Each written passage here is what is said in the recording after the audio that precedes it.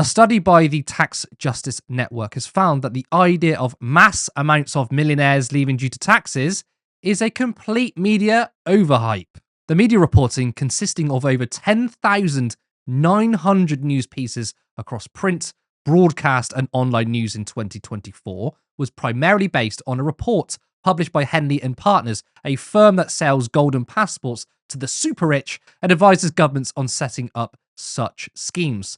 The European Court of Justice recently ruled one such scheme, that of Malta, to be unlawful. The Tax Justice Network's review, co-published with Patriotic Millionaires UK and Tax Justice UK, of the Henley report finds that the number of millionaires claimed by Henley and Partners to be leaving countries in exodus in 2024 represented near 0% of those countries' millionaire populations. For example, the 9,500 millionaires widely reported to be leaving the UK in 2024 represented 0.3% of the UK's 3.06 millionaires. Now, who are Henley and Partners? Well, maybe this will give you some insights. Henley and Partners was accused in a 2018 UK parliamentary inquiry of meddling in the elections of Caribbean nations in return for the exclusive rights to sell golden passports. Henley and Partners told The Guardian it fundamentally rejects any allegation of wrongdoing.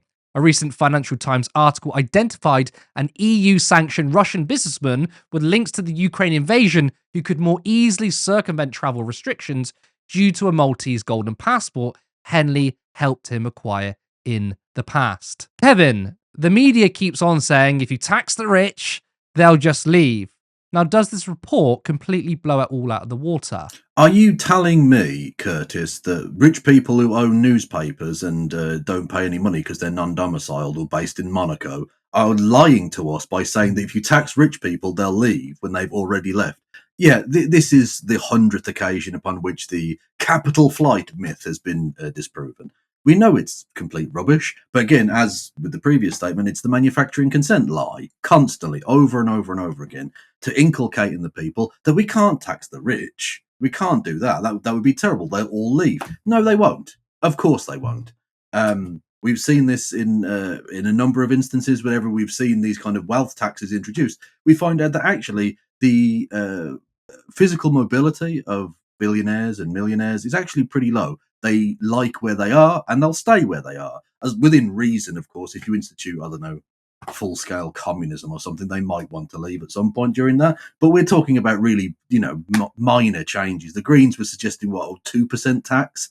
And basically that wouldn't have made any billionaires leave.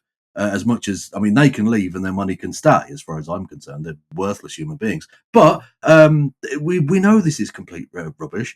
And it's the media, again, selling us a lie and undermining the seriousness with which they're treated, because it's the same millionaires who run these papers who pay other people, sometimes of whom are millionaires as well, and it's the same privately educated old boy network of people who all believe exactly the same thing, pumping out lie after lie after lie. And again, just credulously just accepting this Henley and Partners trash, when any investigative journalism would have showed that this information was obviously flawed.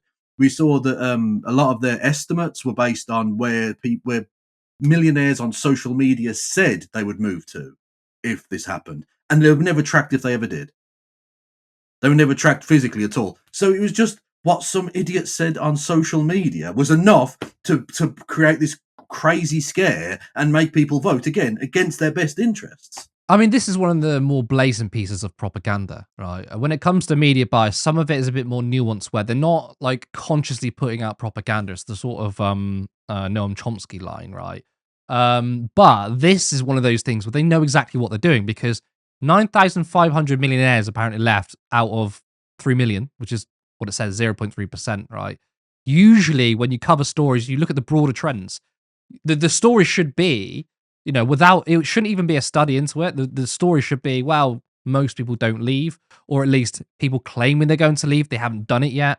But that is it's such a blatant piece of propaganda, because, of course, as you said at the beginning of this bit, the same people, the billionaires or the multimillionaires, whoever, own the newspapers, own the media. So it's very good that they basically tell the population, don't tax the rich, they'll leave.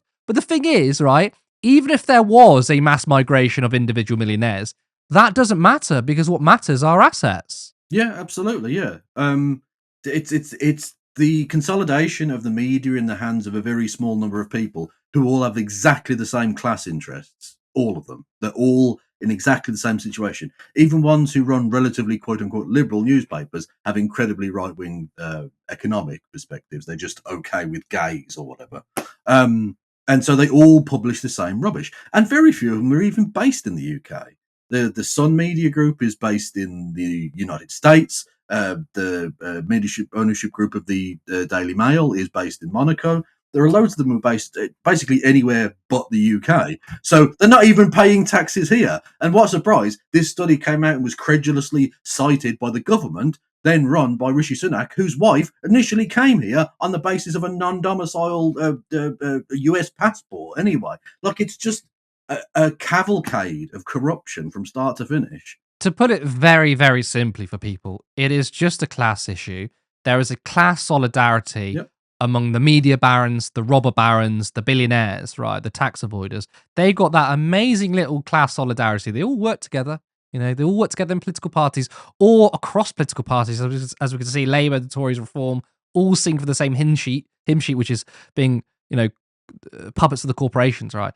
But the working class and the middle class, unfortunately, don't have the same sort of solidarity. We Yeah. are split up and cut over culture issues or being angry at people on benefits or whatever it is.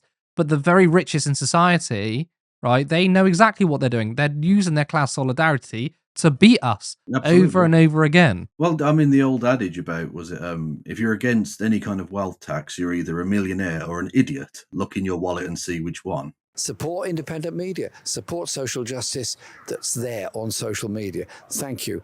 Turn left.